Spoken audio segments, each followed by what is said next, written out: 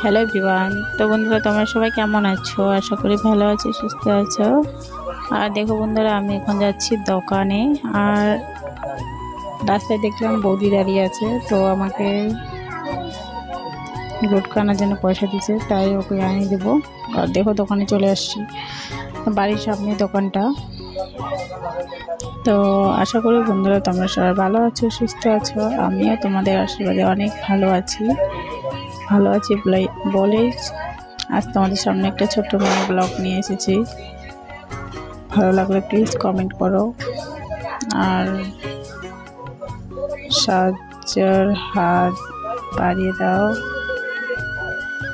তো বন্ধুরা, আমাদের এখানে কেউ ব্লগ করে না, তাই ভিডিওটা ঠিক মতো করতে পারিনি।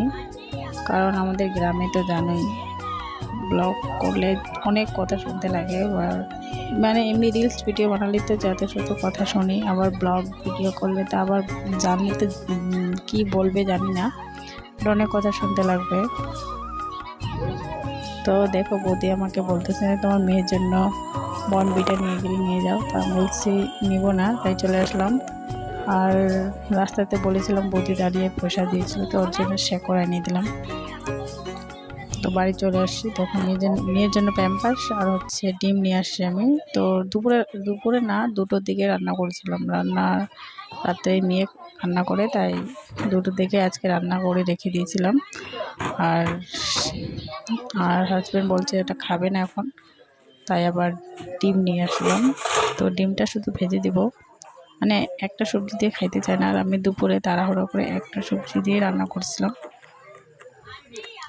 তো বন্ধুরা, কে কেমন করে ডিম ভাজে জানি না, তো আমি এরকম করেই ভাজি। সবাই তো আর একই মতো খায় না। তো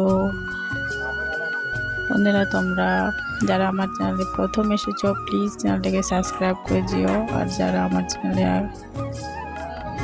125 জন ফ্যামিলি হয়ে আছে, তাদেরকে অসংখ্য ধন্যবাদ। তো আশা করি আবার দেখা হবে।